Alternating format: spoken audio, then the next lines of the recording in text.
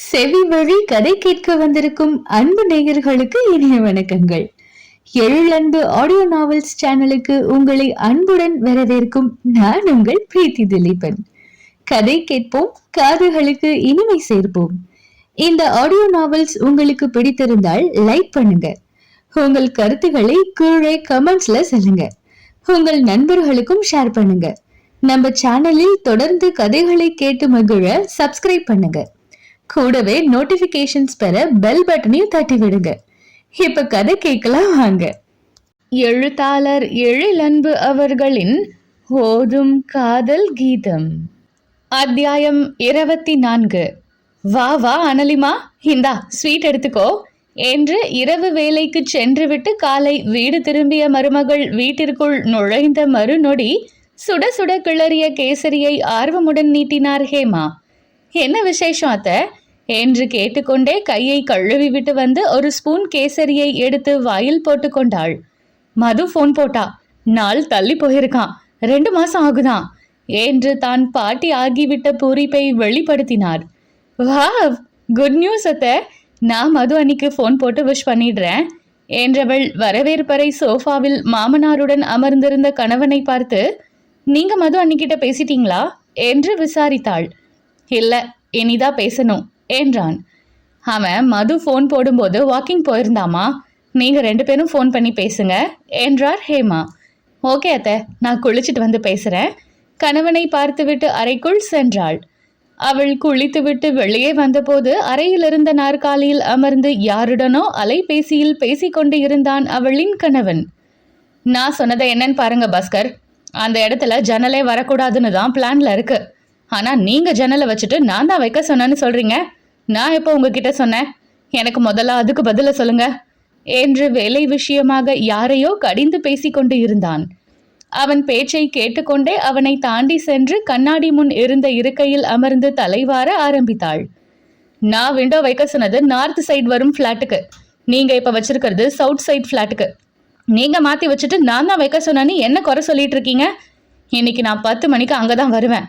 பிளான்ல இருக்கிற மாதிரி இன்னைக்கு விண்டோ வேலையை நீங்க முடிச்சு கொடுக்கணும் என்று பேசிவிட்டு நாற்காலியை விட்டு எழுந்தான். குளியலறை பக்கம் செல்ல போனவனின் கால்கள் மனைவியின் பேச்சினால் நின்றன. மது அன்னைக்கு போன் பண்ணலாமா பருதி, பேசிட்டு குளிக்க போங்கள என்றாள். நீ போன் போட்டு பேசிட்டு நான் குளிச்சுட்டு வந்து ஜாயின் பண்ணிக்கிறேன் என்று சொல்லிவிட்டு சென்றான்.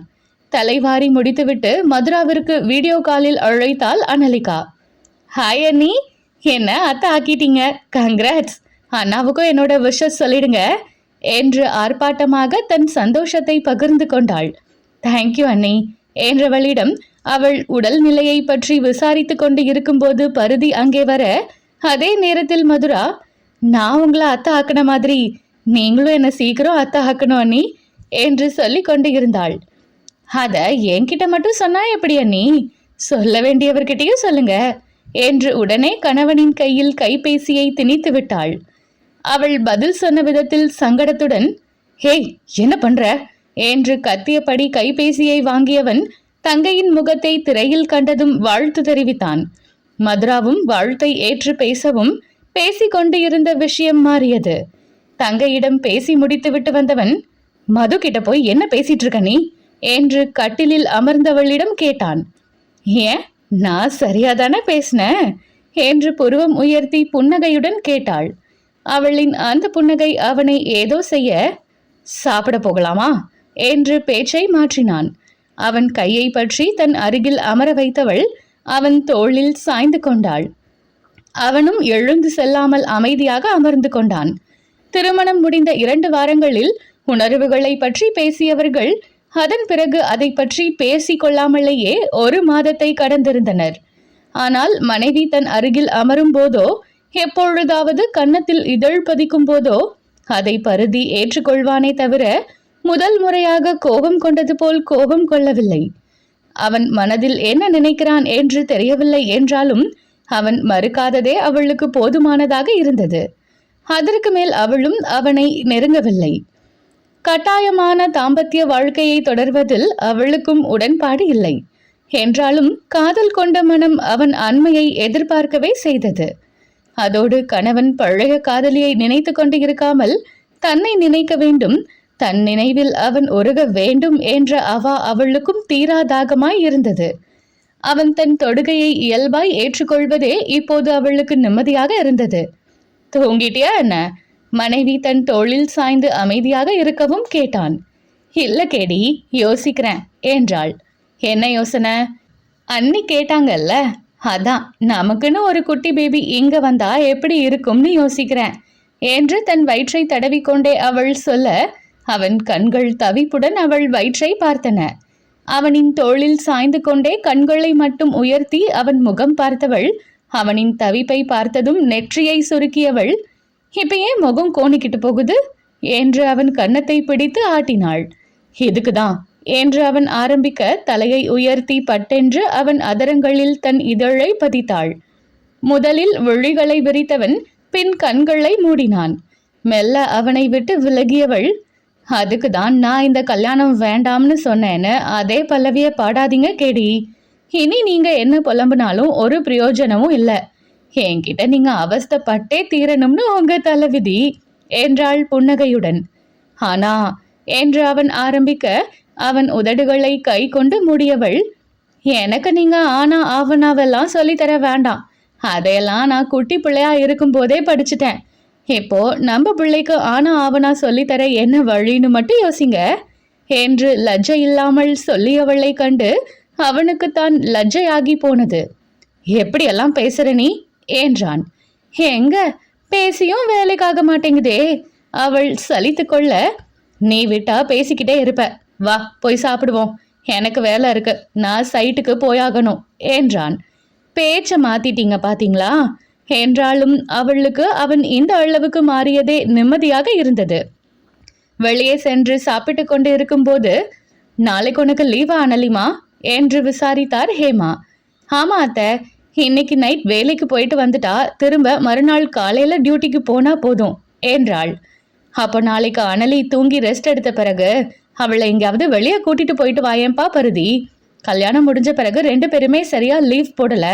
மற்ற கல்யாணமான ஜோடிங்க மாதிரி 2 பேரும் வெளியூர் எங்கேயும் போக மாட்டேன்னு சொல்லிட்டீங்க. இப்போ வேலை வேலைன்னு ஆளுக்கு ஒரு பக்கம் ஓடிக்கிட்டு இருக்கீங்க.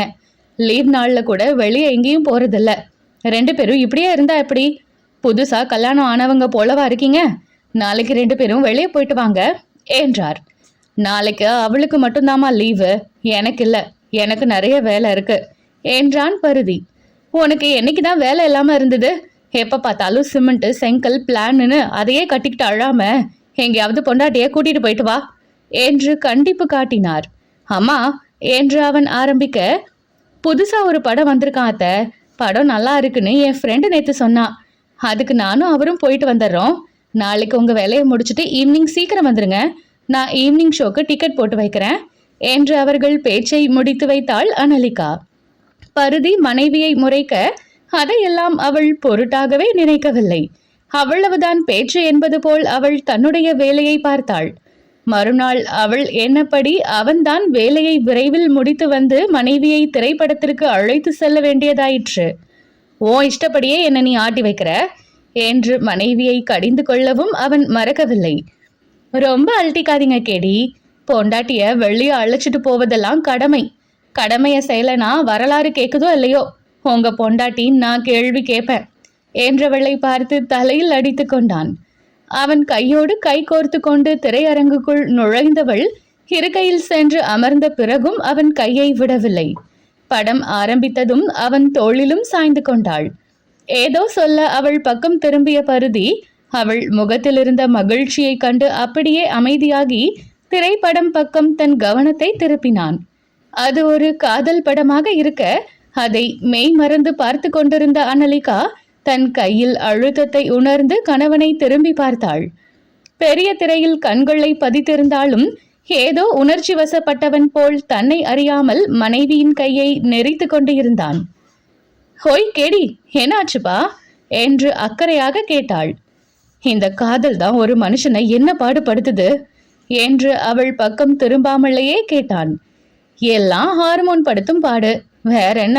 தாறுமாறா ஓடும் ஹார்மோனுக்கு தீனி போட்டுட்டா அப்புறம் இவ்வளவு தானாடா உங்க காதல்னு ஆகிடும். அதே இன்னொரு வகையான காதலும் இருக்கு. அதுக்கு உணர்வுகள் பேசாது, செயல்படும். அந்த காதல் அமைதியானது, ஆர்ப்பாட்டம் இல்லாதது.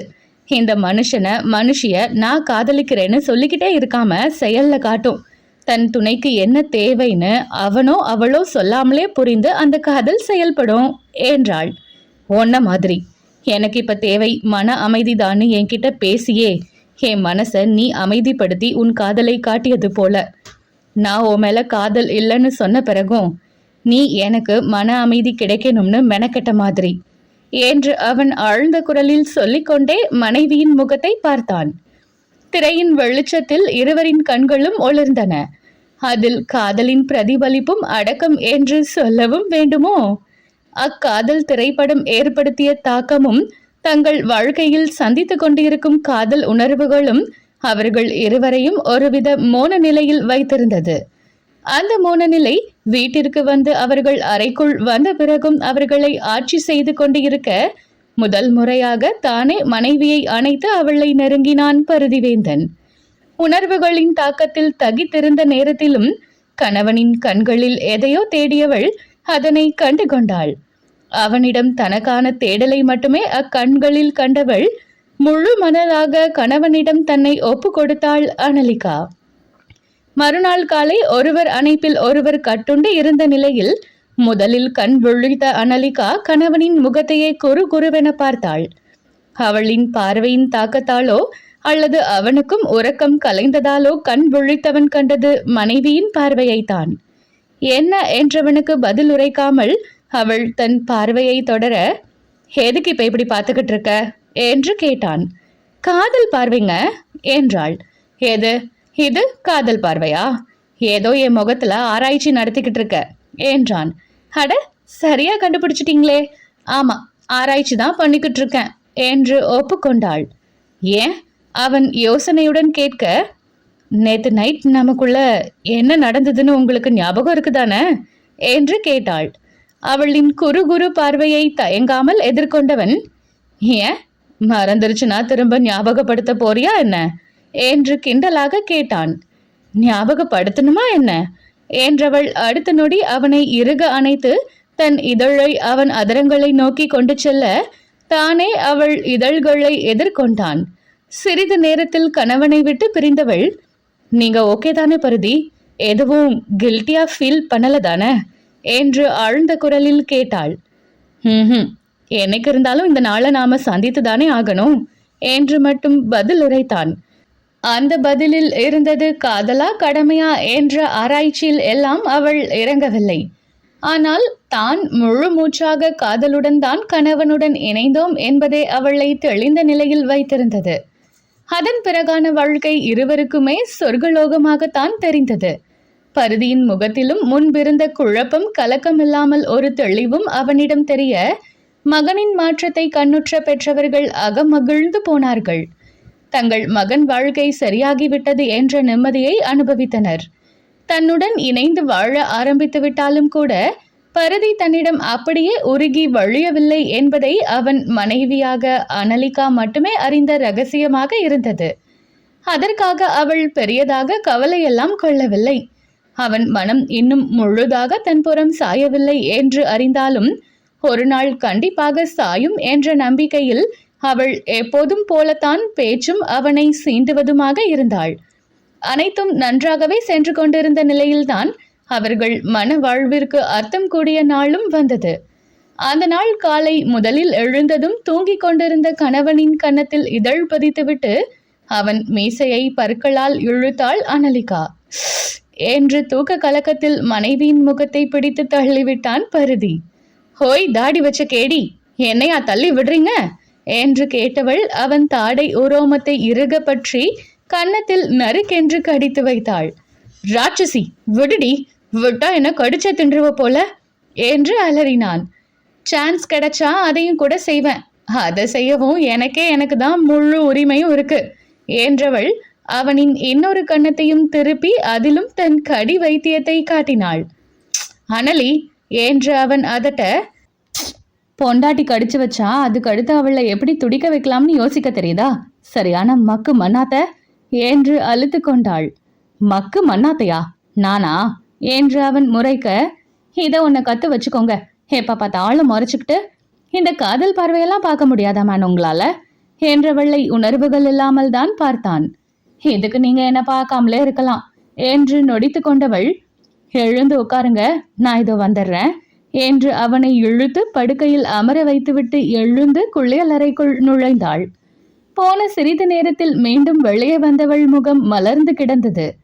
வந்து படுக்கையில் அவன் அருகில் அமர்ந்தவள், கண்ணு முடுங்க பருதி என்றாள்.